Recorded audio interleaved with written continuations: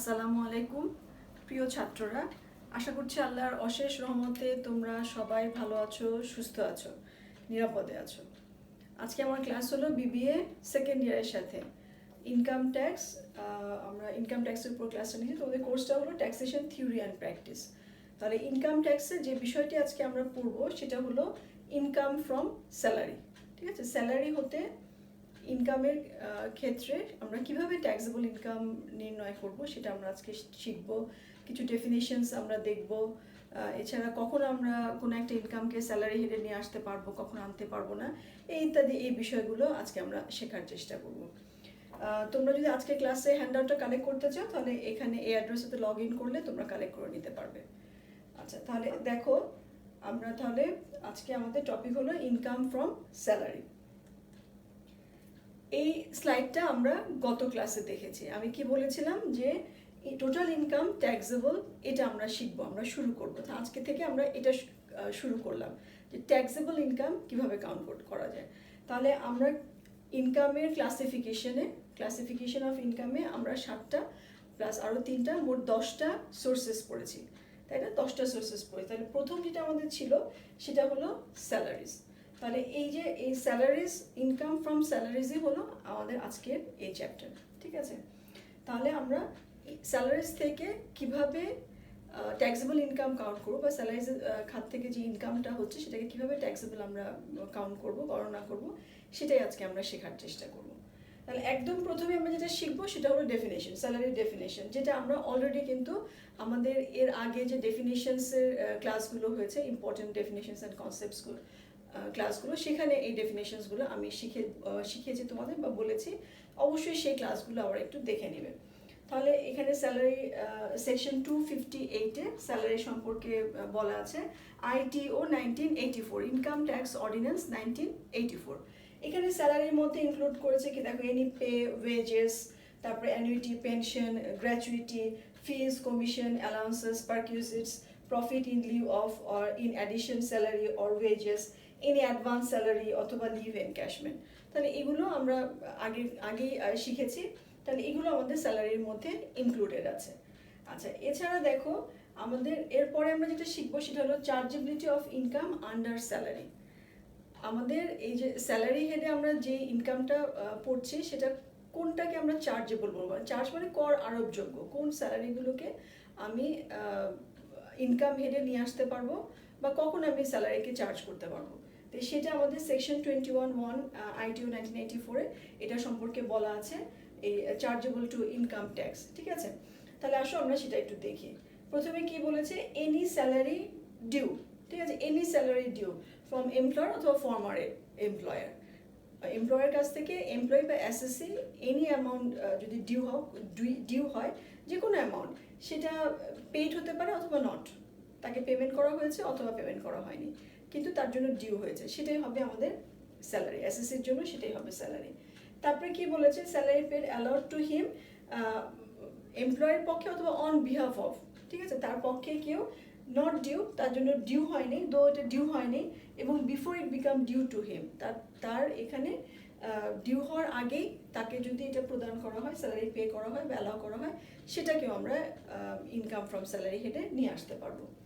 আচ্ছা, এছাড়া আছে এরিয়ার অফ স্যালারি। কোনো পূর্বেই কোনো বকেয়া স্যালারি যদি এই ইনকাম ইয়ারে এসএসসি প্রাপ্ত হন বা পান, এমপ্লয়ার তাকে প্রদান করে, তাহলে সেই স্যালারিটাও স্যালারি হেডে আসবে। তবে একটা জিনিস আমরা মাথায় রাখবো যে এই যে এরিয়ার অফ স্যালারিটা, এটা আগের কোনো ইনকাম ইয়ারে ট্যাক্সেবল ইনকাম হিসেবে যোগ হয়নি, টোটাল ইনকামের সাথে যোগ হয়নি। তাহলে সেটাই হবে আমাদের এই বছরে সেই স্যালারিটা টোটাল ইনকামের সাথে অ্যাড হয়ে যাবে, ট্যাক্সেবলের সাথে। কিন্তু যদি আগে কোনো বছরে এটা চার্জ হয় তাহলে কিন্তু আসবে না। সেই কথাটাই একদম শেষে দেখো বলা আছে যে এখানে সেকশন 21(1)-এ আমরা এগুলো পেলাম। আর 2-তে যেটা বলেছে যে এনি ইনকাম, সেটা যদি কখনো কোনো পূর্বের কোনো ট্যাক্সেবল ইনকামের ভিতর চলে আসে, সেটাকে গণনা করা হয় ট্যাক্সেবল ইনকাম কাউন্টের সময়, কোনো স্যালারি থেকে ইনকাম যদি কাউন্ট করা হয়, পরবর্তীতে আবার কোনো ট্যাক্সেবল ইনকামের ভেতরে সেই স্যালারি অ্যামাউন্টটা আসবে না। ঠিক আছে, তাহলে এটা আমরা চার্জেবিলিটি অফ ইনকামের ক্ষেত্রে আমরা এইগুলো দেখলাম। আরও কিছু কথা বলা হয়েছে, পয়েন্ট টু বি রিমেম্বার, আমরা কিছু কিছু জিনিস আমরা মাথায় রাখবো। যেমন এখানে বলেছে চার্জেবিলিটি আমরা স্যালারি থেকে ইনকাম কাউন্টের ক্ষেত্রে বা চার্জেবলের ক্ষেত্রে আমাদের কিছু জিনিস মাথায় রাখতে হবে। দেখো কি কি আছে, যেমন একদম প্রথমেই যেটা বলেছে যে স্যালারি হেডে আমরা কখন নিয়ে আসব, আমরা যখন এসএসসির সাথে মানে এসএসসি যার কাছ থেকে প্রাপ্ত হলেন এই ইনকামটা, তার সাথে তার সম্পর্ক হতে হবে এমপ্লয়ার এবং এমপ্লয়ি। ঠিক আছে, যদি এমপ্লয়ার সম্পর্ক না হয় সেক্ষেত্রে কি হবে, সেক্ষেত্রে দেখো বলা হয়েছে যে নো এলিমেন্ট অফ এমপ্লয়। যদি এমন হয় যে এসএসসি যার কাছ থেকে এই ইনকামটা তিনি আর্ন করেছেন বা পেয়েছেন, তার সাথে তার সম্পর্ক এমপ্লয়ি বা এমপ্লয়ের যে সম্পর্কের যে এলিমেন্টগুলো থাকে সে কোনো এলিমেন্টে সেখানে নাই, সেখানে অবস্থান করছে না, সেক্ষেত্রে সেটাকে কিন্তু আমরা আর স্যালারি হেডে নিয়ে আসতে পারবো না। আমরা সেটাকে ট্যাক্সেবল কি করব, যে ইনকাম ফ্রম আদার সোর্সেস। এখানে ইনকাম ফ্রম স্যালারি হেডে আমরা যদি কোনো ইনকামকে আনতে চাই তাহলে অবশ্যই সেখানে পেয়ার এবং পে, যিনি পাচ্ছেন এবং যিনি দিচ্ছেন দুজনের মধ্যে সম্পর্কটা এমপ্লয়ার হতে হবে। আদারওয়াইজ কিন্তু আমরা এখানে স্যালারি হেডে আমরা সেই ইনকামকে নিয়ে আসতে পারবো না। আচ্ছা, এরপরে যেটা বলা হয়েছে দেখো যে এখানে এমপ্লয়ি হতে পারে ফুল টাইম এমপ্লয়ি অথবা পার্ট টাইম এমপ্লয়ি। তিনি পার্ট টাইমার হতে পারেন, ফুল টাইমার হতে পারেন। তাহলে একজন এমপ্লয়ি যখন পার্ট টাইমার তখন তিনি তো আসলে একাধিক এমপ্লয়ারের জন্য তিনি এমপ্লয়ি হতে পারেন, যে পার্ট টাইমে তিনি হয়তো একাধিক অফিসে কাজ করছেন।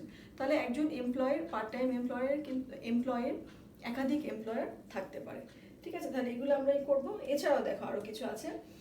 এরপরে বলেছে যে পার্টনার, যদি পার্টনারশিপ ফার্ম থেকে কোনো পার্টনার তার পার্টনারশিপ ফার্ম থেকে কোনো স্যালারি হিসেবে কোনো কিছু রিসিভ করেন, তাহলে কি হলো, কোনো পার্টনারশিপ ফার্মের কোনো পার্টনার স্যালারি হিসেবে কোনো কিছু আর্ন করেন।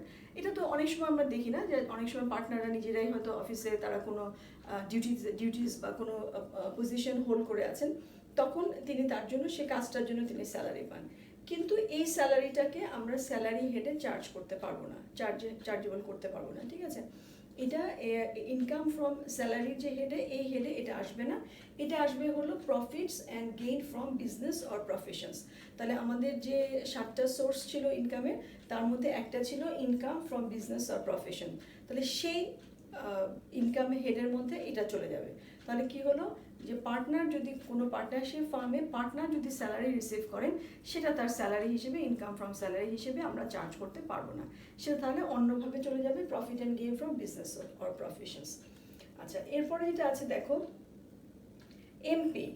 একজন এমপি তিনি যখন কোনো স্যালারি রিসিভ করছেন, সেটাকে আমরা ইনকাম ফ্রম স্যালারি হেডে নিয়ে আসতে পারবো না, সেটাকে আমরা দেখাচ্ছি ইনকাম ফ্রম আদার সোর্সেস। ঠিক আছে, সেটা ট্যাক্সেবল হবে ঠিকই, কিন্তু সেটা ইনকাম ফ্রম স্যালারির মধ্যে আসবে না, সেটা আসবে ইনকাম ফ্রম আদার সোর্সেস।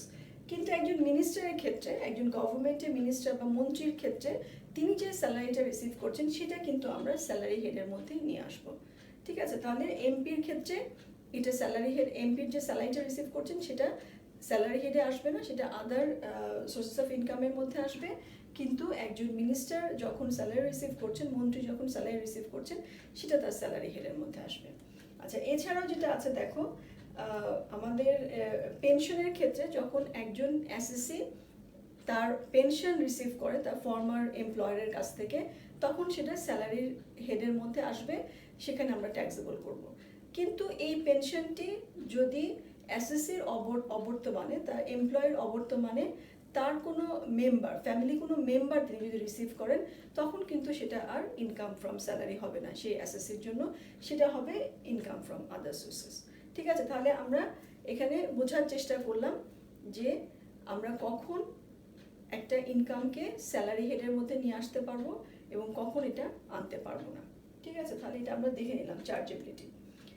এরপরে আমরা এতক্ষণ দেখেছি যে আমরা ইনকামকে আমরা চার্জেবিলিটি অফ স্যালারিটা আমরা দেখেছি।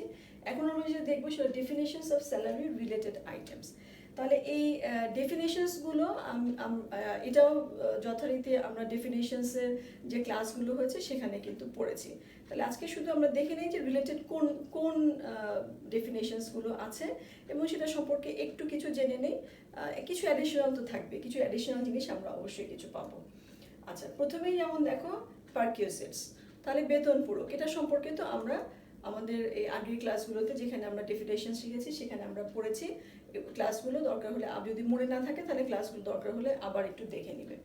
এখানে পারকিউজিটস বেতনপূরক কি ছিল, যে কোনো এমপ্লয়ার যদি এমপ্লয়কে কোনো কিছু প্রদান করেন, কোনো অর্থ প্রদান করেন, সেটা কি হবে না, সেটা তার বেসিক স্যালারি হবে না, বা ফেস্টিভ্যাল বোনাস হবে না, তারপরে আর কিছু ইনসেন্টিভ বোনাস হবে না, বা এরিয়ার স্যালারি হবে না, বা অ্যাডভান্স স্যালারি হবে না, লিভ এনক্যাশমেন্ট হবে না, অথবা লিভ ফেয়ার অ্যাসিস্ট্যান্স হবে না, বা ওভারটাইম হবে না। তাহলে এই যে টার্মগুলো এখানে বলা আছে, এর বাইরেও অনেক সুবিধাদি একজন এমপ্লয়কে প্রদান করে থাকে, তাহলে সেগুলোকে আমরা বেতনপূরক বলছি। তাহলে এখানে এনি পেমেন্টের কথা যেমন বলা হয়েছে, যে এটা আর্থিক কোনো সুবিধা হতে পারে, আবার অনেক সময় এটা বেনিফিটও হতে পারে। ঠিক আছে, কোনো সুবিধা যেটা হয়তো আমরা পরবর্তীতে অর্থের মূল্যায়ন করে নিই, ঠিক আছে, ভ্যালুয়েশন করা হয়, তাহলে সেই সুবিধাগুলোকেও আমরা পারকিউজিটস বলবো। তবে এই সুবিধার মধ্যে কোন জিনিসগুলোকে আবার এক্সক্লুড করা হয়েছে, যেমন অ্যাপ্রুভ প্রভিডেন্ট ফান্ড, অথবা পেনশন ফান্ড গ্র্যাচুইটি, অথবা সুপার অ্যানিউশন ফান্ড।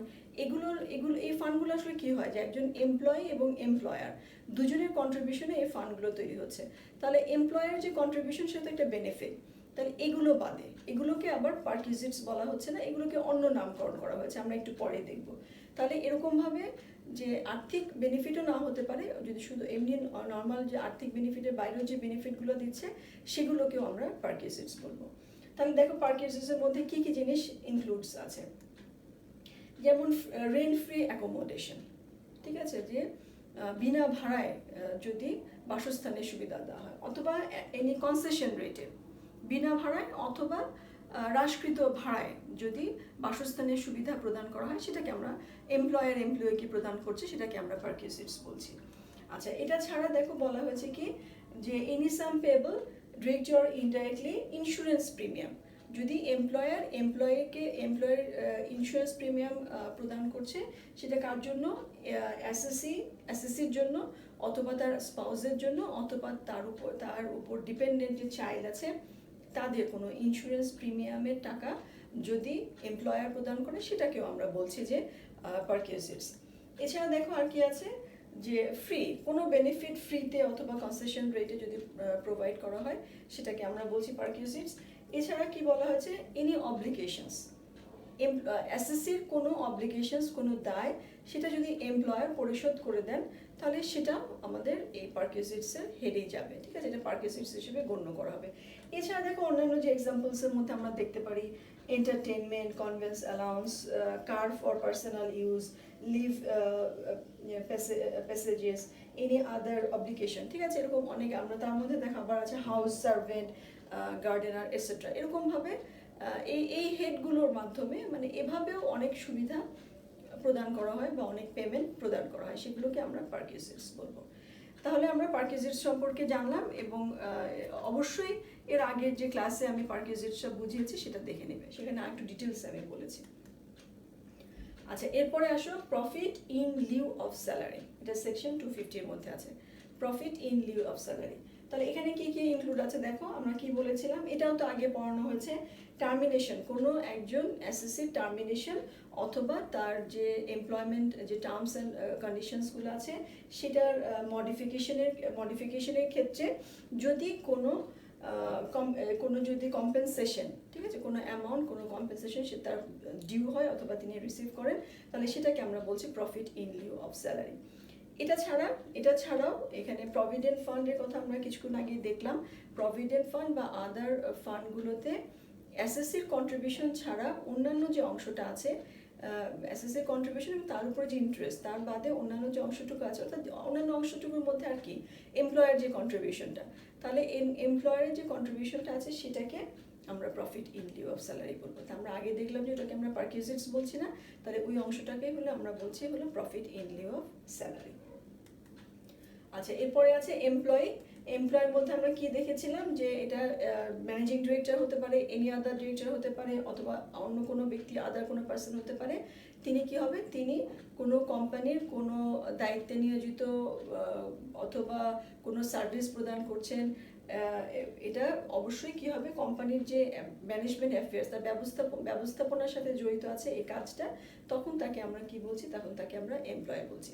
সাধারণত এমপ্লয়ি আমরা কাকে বলি, যে ওয়ার্কস ফর অ্যান এমপ্লয়ার, এমপ্লয়ারের জন্য যিনি কাজ করছেন তাকে আমরা এমপ্লয়ি বলি, ঠিক আছে। আচ্ছা, এরপরে আসো এমপ্লয়ার, এগুলো সবই কিন্তু আমরা আগে পড়েছি, এখানে অবশ্য আমরা একটু নতুন কিছু পাবো, এমপ্লয়ারের ক্ষেত্রে আমরা একটু নতুন কিছু পাবো। তাহলে এমপ্লয়ারের ক্ষেত্রে দেখো আমরা কি বলছি, যে একজন ব্যক্তি যখন তিনি এমপ্লয়ি নিয়োগ দিচ্ছেন, ঠিক আছে, অ্যাপয়েন্টস করছেন যখন এমপ্লয়িদেরকে, তাকেই আমরা এমপ্লয়ার বলছি, ঠিক আছে। যে ব্যক্তি এমপ্লয়ার আমরা কাকে বলছি, সেই ব্যক্তিকে বলছি যে অর্গানাইজেশনের জন্য অ্যাপয়েন্ট করছে বা রিক্রুট করছে এমপ্লয়ি, কি কাজে, তার পক্ষে তার নির্দেশনা মতো কাজ করবে, ঠিক আছে, সেই জন্য তাকে আমরা এমপ্লয়ার বলছি।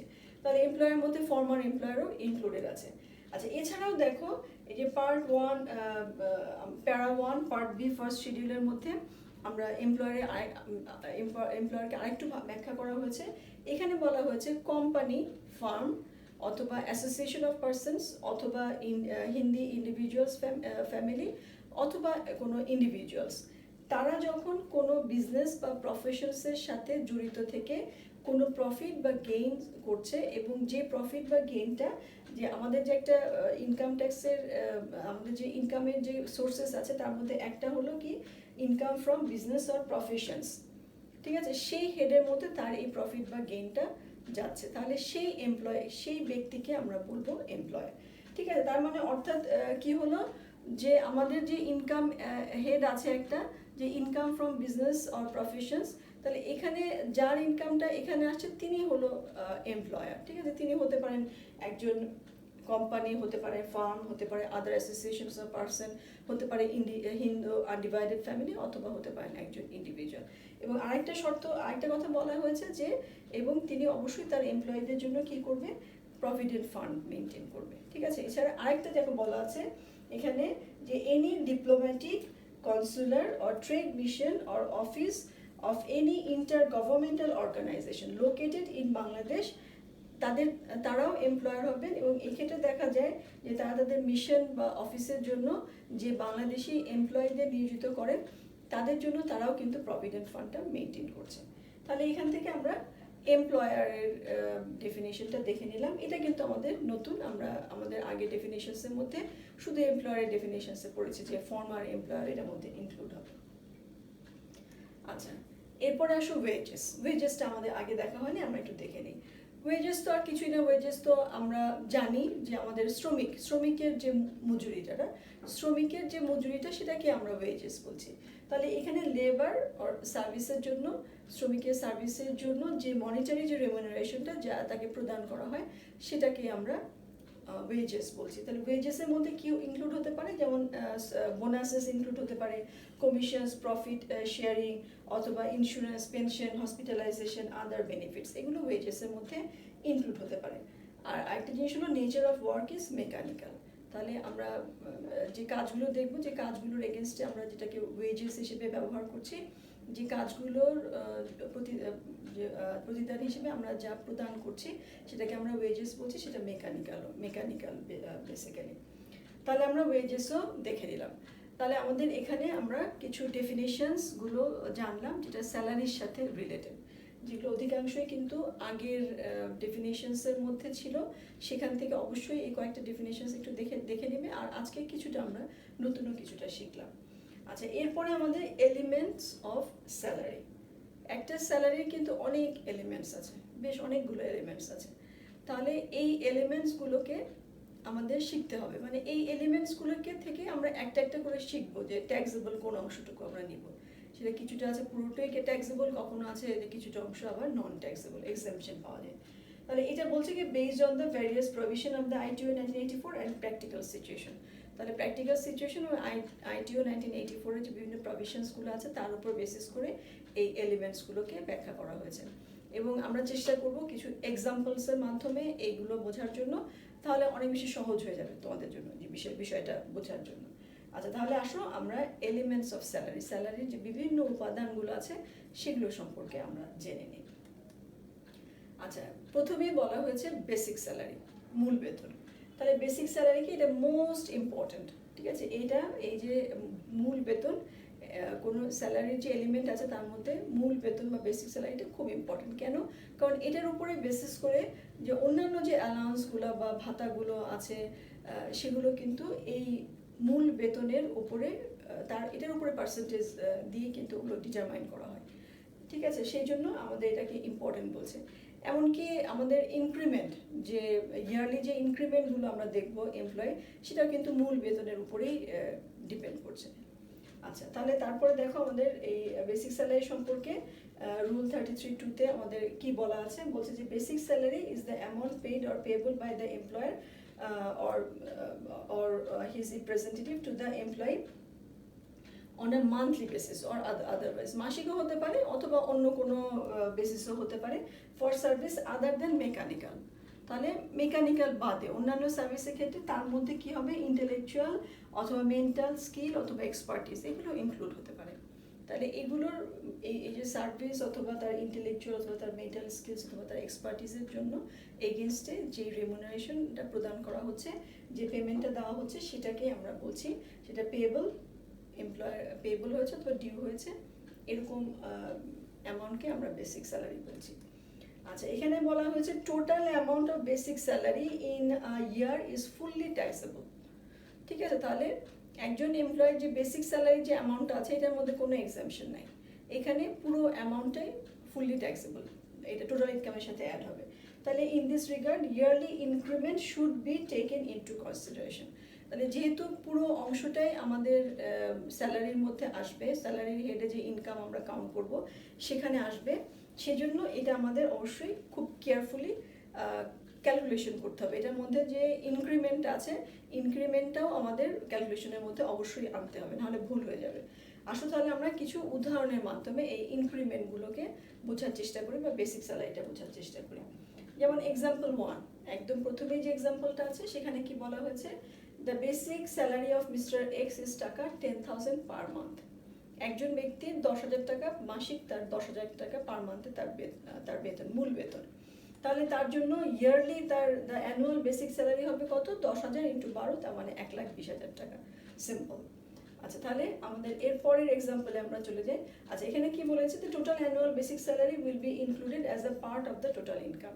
তাহলে এই যে 1,20,000 টাকা পুরো অ্যামাউন্টটাই কিন্তু টোটাল ইনকাম কাউন্ট করার সময়, মানে ট্যাক্সেবল যে ইনকামটা কাউন্ট করার সময় পুরো অংশটুকুই আমার ধরতে হবে, এখানে কোনো এক্সাম্পশন নেই। আচ্ছা, এরপরে যে এক্সাম্পল 2 আছে, দেখো এক্সাম্পল 2 এর মধ্যে আমরা পাবো কি, mister x has withdrawn monthly salary of টাকা 7,000 অন জুলাই 2018, 2018 সালের জুলাই মাসে সে 7,000 টাকা করে পেত। আচ্ছা, ইন দ্য স্কেল অফ টাকা 6,200 আর 10,000। ঠিক আছে, তাহলে এই কথাটার মানে কি, স্কেল, এটা হলো স্কেল। তাহলে স্কেলের মানেটা কি সেটা আমি একটু বলে দিই। এটা মানে হলো তার যে বেতনটা শুরু হয়েছে সেটা শুরু হয়েছে 6,000 টাকা স্কেল থেকে, প্রতি ইনক্রিমেন্টে তার 200 টাকা করে বাড়বে, এবং 10,000 এটা বেড়ে বেড়ে যখন 10,000 টাকা পর্যন্ত আসবে তারপরে আর কোনো ইনক্রিমেন্ট হবে না, তারপরে সে পরবর্তী স্কেলে হয়তো চলে যাবে। ঠিক আছে, তাহলে এখানে এই অঙ্ক অনুযায়ী এই 200 টাকা তার ইয়ারলি ইনক্রিমেন্ট হচ্ছে, প্রতি ইয়ারে তার ইনক্রিমেন্ট হচ্ছে 200 টাকা। আচ্ছা, আরেকটা বলেছে and his date of yearly salary increment falls on March 1। তাহলে এই ব্যক্তি মিস্টার এক্স, তার যে ইনক্রিমেন্টটা হচ্ছে সেটা হচ্ছে মার্চের 1 তারিখে, প্রতি বছরে মার্চের 1 তারিখে তার ইনক্রিমেন্টটা হচ্ছে। আচ্ছা, এখন দেখো আমরা যদি his basic salary for the income ইয়ার 2018-19 আমরা বের করব, 2018-19 ইনকাম ইয়ারে তার বেসিক স্যালারি কত সেটা আমরা বের করব। তাহলে 2018-19 ইনকাম মানে হলো জুলাইয়ের 18 থেকে জুলাই মাসে, মানে 2018 জুলাই মাস থেকে শুরু এবং 2019 জুন মাসে এসে এটা শেষ হবে, এই ইনকাম ইয়ারটা শেষ হবে। তাহলে ঘটনাটা কি হলো দেখো, জুলাই মাসে তার কত ছিল, জুলাই 2018-এ তার ছিল কত, 7,000 টাকা। তাহলে এটা August, September, October, November, December, January, February পর্যন্ত এটা 7,000 টাকাই থাকবে, 8 মাস 7,000 টাকা থাকছে। পরবর্তীতে মার্চে যে 7,000-এর সাথে এই যে 200 টাকা তার ইনক্রিমেন্ট হবে, 7,000-এর সাথে 200 টাকা যোগ হয়ে 7,200 টাকা হয়ে গেল তার বেসিক স্যালারি। তাহলে এই মার্চ থেকে শুরু করে মার্চ, এপ্রিল, মে, জুন, এই 4 মাস তার হলো 7,200 টাকা করে তার বেসিক স্যালারি হবে। তাহলে আমরা যখন তাহলে এখন আমরা কাউন্ট করে নিই যে তার বেসিক স্যালারিটা কত, তার 8 মাসের জন্য হলো কত 7,000 টাকা করে, 7,856 তাহলে 56,000, আর 4 মাসের জন্য কত 7,200 টাকা করে, মানে 28,800। তাহলে এই দুটো যোগ করে আমরা কত পেয়েছি 84,800। এটা হলো এই মিস্টার এক্সের ইনকাম ইয়ার 2018-19 তার বেসিক স্যালারি। এবং আরেকটা কি আমরা বলবো যে এই যে 84,800 যে অ্যামাউন্টটা আমরা পেলাম, এই অ্যামাউন্টটা পুরোটাই ট্যাক্সেবল, এখানে কোনো এক্সাম্পশন নেই। তাহলে আমরা এক্সাম্পল 2 দেখলাম, এরপরে আসলে এক্সাম্পল 3 দেখি। একই এক্সাম্পল বলছে এখানে মিস্টার এক্স যে স্যালারি ড্র করছে 7,000 টাকা, এটা অন জুন 2019। এর আগে আমরা বলেছি 7,000 টাকা হলো জুলাই 2018, আর এখন বলছে জুন 2019, মানে 1 বছর পরের কথা বলা হচ্ছে, শেষের মাসটা ধরা হয়েছে 7,200 টাকা, এবং তার স্কেল একই রকম আছে, এবং তার ইনক্রিমেন্ট ফলস অন মার্চের 1 তারিখে তার ইনক্রিমেন্ট হচ্ছে। তাহলে এখানে কি হলো, এখানেও তো আমরা যখন এটা ইনকাম ইয়ার 2018-19 জন্য আমরা বেসিক স্যালারি বের করতে চাই, তাহলে ইনকাম ইয়ার মানে হলো জুলাই 2018 থেকে জুন 2019। তাহলে জুন 2019 হলো তার 7,000 টাকা, কত তার জুন 2019 হলো 7,000 টাকা। তাহলে মে 2019-এও 7,000 টাকা, এপ্রিলেও 7,000 টাকা, এবং মার্চেও 7,000 টাকা। এবং 7,000 টাকা যেহেতু আমাদের মার্চে তার ইনক্রিমেন্ট ছিল, তাহলে ওই 7,000 টাকা কীভাবে এসেছে, 6,800 টাকা ছিল তার আগের বেতন, সেখানে তার 200 টাকা ইনক্রিমেন্ট হয়ে 7,000 টাকা হয়েছে। তাহলে অর্থ কী হলো, তাহলে মার্চের আগে ফেব্রুয়ারি থেকে পুরো জুলাই পর্যন্ত তার বেতন কত 6,800 টাকা। ঠিক আছে, তাহলে পুরো প্রথম 8 মাসে হলো 6,800 টাকা, এবং মার্চ থেকে বাকি পরের যে 4 মাস সেটা হলো তার 7,000 টাকা। তাহলে তাহলে আমাদের বেসিক স্যালারি আমরা কীভাবে কাউন্ট করব, 8 মাসের জন্য 6,800 টাকা মানে 54,400, আর 4 মাসের জন্য 7,000 টাকা মানে 28,000। তাহলে টোটাল আমাদের কত হলো, টোটাল আমাদের হচ্ছে 82,400 টাকা। ঠিক আছে, তাহলে এই হলো আমাদের, যদি সে আমরা যদি একদম শেষের মানে তোমার ইনকাম ইয়ারের একদম শেষের মাসের বেসিক স্যালারিটা বলা থাকে, তাহলে তুমি কিভাবে মানে ব্যাক ক্যালকুলেশন সেটা তুমি কিভাবে এটা কাউন্ট করে নিবা সেটা আমি দেখিয়ে দিলাম। আচ্ছা, এরপরে দেখুন বলছে একই উদাহরণ, এবং এখানে আমাদের সেই 7,000 টাকায়, কিন্তু এখানে দেখো ইনক্রিমেন্ট ফলস অন মার্চ 26। ঠিক আছে, আগে ছিল মার্চের 1 তারিখ, এখন বলছে মার্চের 26। তাহলে এখানে কিভাবে করব আমরা, দেখো এখানে আমরা যখন তার ইনকাম ইয়ারে 2018-19 ইনকাম ইয়ারে বেসিক স্যালারি বের করছি, এখানে তো সেই জুলাই 18 থেকে জুন 19 তার ইনকাম ইয়ার। ঠিক আছে, তাহলে এখানে আমরা কি করব, দেখো এখানে জুলাই 18-এ তার 7,000 টাকা তার বেতন, জুলাই 18-এ তার 7,000 টাকা বেতন। তাহলে August, September, October, November, December, January, February পর্যন্ত তার 7,000 টাকায় বেতন। কিন্তু মার্চে এসে কি হবে, তাহলে এটা আমরা 8 মাসের জন্য কত পেলাম, দেখো 8 মাসের জন্য আমরা কাউন্ট করে নিই 7,000 টাকা, 8 মাসের জন্য 56,000। ঠিক আছে, আচ্ছা এখন মার্চে দেখো, মার্চে কি হয়েছে, মার্চের 26 তারিখে এসে তার ইনক্রিমেন্টটা হয়েছে। তাহলে 25 তারিখ পর্যন্ত সে পাবে 7,000 টাকা মূল বেতনে, এবং 26 তারিখ থেকে বাকি যে 6 দিন থাকে 26, 27, 28, 29, 30, 31 মাস না আমাদের মার্চ মাস, তাহলে এই 6 দিনের জন্য সে কিন্তু পাবে হলো নতুন বেতনে, তার মানে 2,000 টাকা অ্যাড হওয়ার পর। তাহলে আমরা কিভাবে কাউন্ট করবো, দেখো মার্চে 7,000 টাকা 31 দিয়ে ভাগ করছে, যেহেতু 31 মাসের দিন, 25 দিনের জন্য 7,000 টাকা, তাহলে 7,000 × 25 ডিভাইডেড বাই 31, আর 7,200 টাকার সে 6 দিনের জন্য 7,200 টাকা করে পাবে। তাহলে 7,200 × 6 ডিভাইডেড বাই 31, তাহলে কত আসলো দেখো, আমাদের এটার ক্যালকুলেশন হলো 5,645.16, আর এটার ক্যালকুলেশন হলো 1,393.55, তাই টোটাল এসছে আমাদের 7,039 টাকা। তাহলে এই 7,039 টাকায় কিন্তু মার্চের তার মূল বেতন, তাহলে আমরা মার্চের মূল বেতন পেলাম 7,039 টাকা। তাহলে এখন বলো যে আমাদের এপ্রিলের বেতন কত হবে, 7,039? তা তো না, এপ্রিলে তো পুরো মাসের জন্য তার 7,200 টাকা, তাহলে এপ্রিলেও 7,200, মেতেও 7,200, এবং জুনে যেও আমরা 7,200 টাকায় বেতন পাবো, মূল বেতন পাবো। তাহলে আমাদের কি হলো দেখো, আমাদের from April two June 3 months হয়, 3 মান্থসের জন্য 7,200 টাকা মানে 21,600। তাহলে এখন আমরা 3টা অ্যামাউন্ট পেলাম, 3টা অ্যামাউন্ট যোগ করে আমরা কত পেয়েছি, 84,639। তাহলে এভাবে যদি মাসের মাঝখানে যদি ইনক্রিমেন্ট ডেটা থাকে তখন আমাদের সেই মাসটাকে কাউন্ট করে নিতে হবে। সেই মাসের মূল বেতনটা একটু ডিফারেন্ট হবে, কারণ কোন বেতনে কতদিন সে পাচ্ছে সেটা আমরা একটু কাউন্ট করে নিব। তাহলে এভাবে আমরা আমাদের ইনক্রিমেন্ট যেগুলো থাকছে সেগুলো আমরা কাউন্ট করব। তাহলে মূল বেতনের ক্ষেত্রে মূল বেতন তো এমনিতে খুব ইজি, যে মূল বেতন দেওয়া থাকলে আমরা জাস্ট 12 দিয়ে কাউন্ট করি, আমরা পূরণ করি, আমরা পেয়ে যাচ্ছি। তবে ইনক্রিমেন্টটা যদি দেওয়া থাকে তোমাকে অবশ্যই ইনক্রিমেন্টটাকে কনসিডার করেই বেসিক স্যালারিকে বের করতে হবে। ঠিক আছে, বেশ ইম্পর্টেন্ট বিষয়টা। আচ্ছা, তাহলে আমাদের এরপরে আসো ডিয়ারনেস অ্যালাউন্স, যেটাকে আমরা মহার্ঘ ভাতা বলছি। ডিয়ারনেস অ্যালাউন্স কি বলছে? The most popular allowance being given to employees this days. It means the payment made by the employer to employee cope with the higher cost of living. যখন employer মনে করে যে লিভিং কস্ট অফ লিভিংটা বেশি হয়ে গেছে, higher হয়ে গেছে, যে পরিমাণ বেসিক স্যালারি তাকে এমপ্লয়িকে প্রদান করা হচ্ছে, এই বেসিক স্যালারি দিয়ে সে তার লিভিং মানে তার বেঁচে থাকাটা কষ্টকর, তার মানে চলাটা কষ্টকর, তখন তিনি কি করেন? তিনি একটা ডিয়ারনেস অ্যালাউন্স বা মহার্ঘ ভাতা প্রদান করে থাকেন। ঠিক আছে, তাহলে এটা সাধারণত পার্সেন্টেজ অফ বেসিক স্যালারি একটা পার্সেন্টেজের উপরেই এটা কাউন্ট করা হয়। হ্যাঁ, পার্সেন্টেজটা বলে দেওয়া হয় যে 10% অথবা 20% হারে মহার্ঘ ভাতা দেওয়া হবে। আচ্ছা, বা ডিয়ারনেস অ্যালাউন্স। তাহলে এখানে যে ডিয়ারনেস অ্যালাউন্সটা বলছে total amount of dearness allowance is taxable. এখানে কোনো এক্সাম্পশন নেই, টোটাল অ্যামাউন্টটা হবে ট্যাক্সেবল। তাহলে এখানে দেখো এক্সাম্পল আমরা একটা দেখি। The basic salary of mister X is টাকা 10,000। তার বেসিক স্যালারি হলো 10,000 এবং he is given 10% dearness allowance on the basic salary per month. তাহলে প্রতি মাসে তার বেসিক স্যালারির উপর 10% হারে তাকে ডিয়ারনেস অ্যালাউন্স দেওয়া হচ্ছে।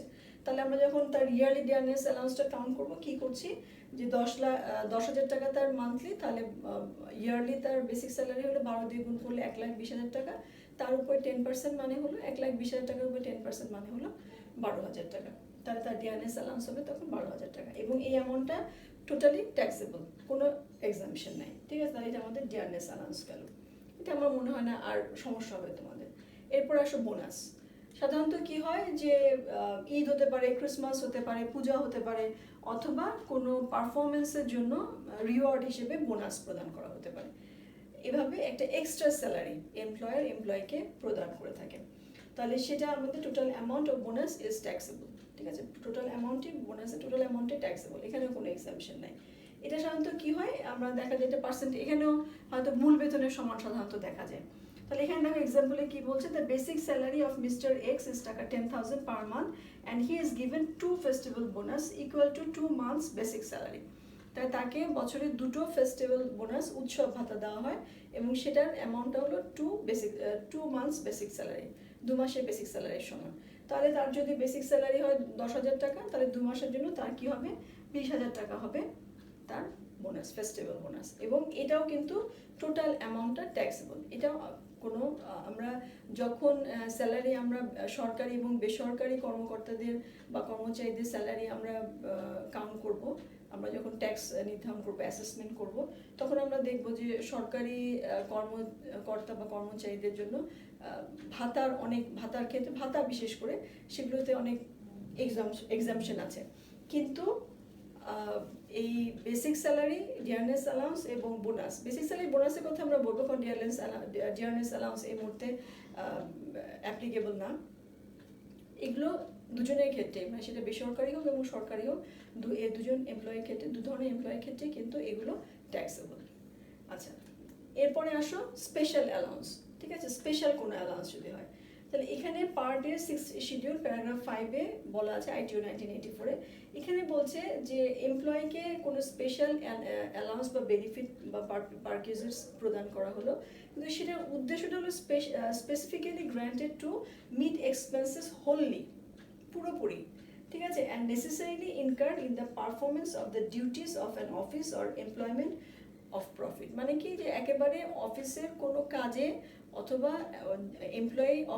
অফিস তাকে যে ডিউটিসটা পালন করতে দিয়েছে, সেই ডিউটিসটা পালন করার জন্যই তার কিছু এক্সপেন্স দরকার, সেই এক্সপেন্স বাবদ তাকে কিছু প্রদান করা হয়েছে, সেটাকে আমরা স্পেশাল অ্যালাউন্স বলবো। ঠিক আছে, তাহলে সেই ক্ষেত্রে সেটাকে বলছে আর টোটালি এক্সেম্পটেড ফ্রম ট্যাক্স।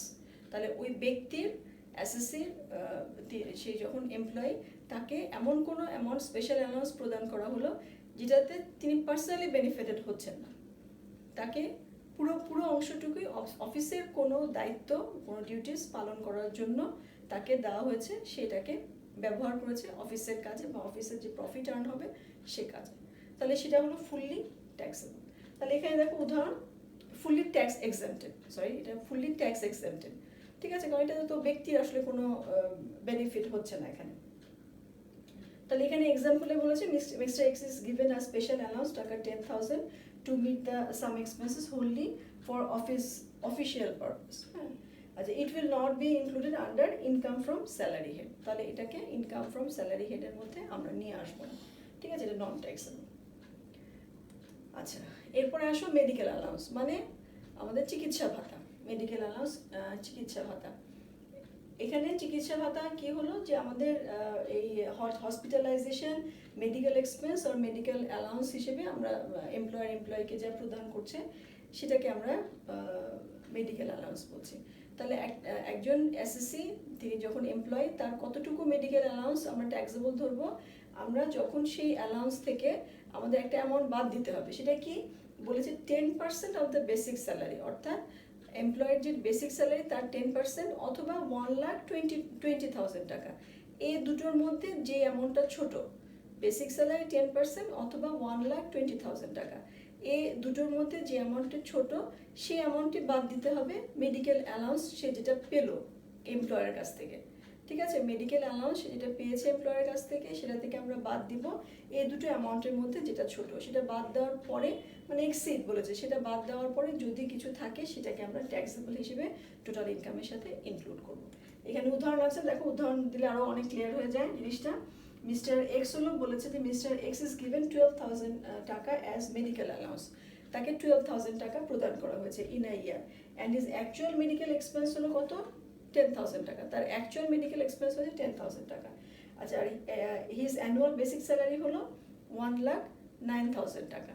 তাহলে এখন দেখো আমি যখন ট্যাক্সেবল মেডিকেল অ্যালাউন্সে কতটুকু আমার ট্যাক্সেবল হবে এটা আমরা যখন কাউন্ট করব, ট্যাক্সেবল মেডিকেল অ্যালাউন্স আমরা কি করব, 12,000 টাকা থেকে বাদ দিব, যেটা নন ট্যাক্সেবল যে অ্যামাউন্টটা সেটা আমরা বাদ দিব, সেটা কতটুকু, 12,000 থেকে আমরা বাদ দিচ্ছি যে এই 1,09,000-এর 10%, 1,09,000-এর 10% মানে কত, 10,900 টাকা অথবা 1,20,000 টাকা, এই দুটোর মধ্যে যেটি ছোট, তাহলে অবশ্যই ছোট তো আমাদের 10,900 টাকাই আমাদের ছোট, তাহলে এই 10,900 টাকা আমরা অ্যাড করলাম, 10,900 টাকা আমরা 12,000 টাকা থেকে বাদ দিয়ে বাকি যে অংশটুকু থাকবে, ঠিক আছে, 1,100 টাকা, 1,100 টাকা, এটা হলো ট্যাক্সেবল অ্যামাউন্ট।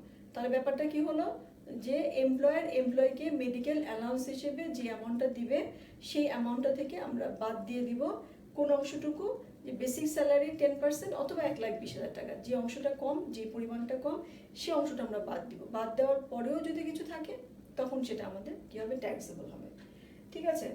তাহলে মেডিকেল অ্যালাউন্স নিয়ে আরও কিছু কথা, আর এখানে দেখো অ্যাকচুয়াল যে এক্সপেন্সটা বলা আছে 10,000 টাকা, এটা কিন্তু ইররিলেভেন্ট, এটা কোনো কাজে লাগলো না এখানে।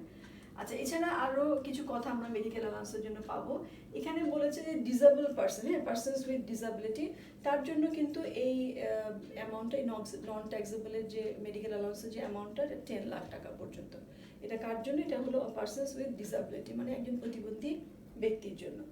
আর এমপ্লয়ার যদি সার্জারির জন্য, হ্যাঁ, reimburse an employee to employee other than an employee who is a shareholder director, সে কিন্তু আবার এমপ্লয়ি, এটা নর্মাল এমপ্লয়ি, মানে যিনি শেয়ার হোল্ডার, মানে যেটা আমরা আগে দেখেছি যে পার্টনারদের মধ্যে কেউ এমপ্লয়ি, এই ধরনের এমপ্লয়ের ক্ষেত্রে না, তাহলে যেই এমপ্লয়ি শেয়ার হোল্ডার সেই এমপ্লয়ি না, তার বাদে অন্যান্য যে এমপ্লয়ি আছে তাদের সার্জারির ক্ষেত্রে, ফর আ সার্জারিটা কিসের জন্য হবে, relating to heart, kidney, I, liver and cancer, ঠিক আছে, এই ধরনের অসুখের ক্ষেত্রে যদি কোনো সার্জারি হয় এবং সেই সার্জারির যে খরচটা সেটা যদি রিএম্বার্স করে আমাদের এমপ্লয়ার, সে যদি পরিশোধ করে দেয়, সেটাকে যদি সে দিয়ে দেয়, তাহলে সেটাকে কিন্তু আমাদের আবার সেটা ইনক্লুড হবে না, সেটা ফুললি নন ট্যাক্সেবল, সেখানে কি হচ্ছে যে shall not be included in the total income of such employee, ঠিক আছে। তাহলে আমরা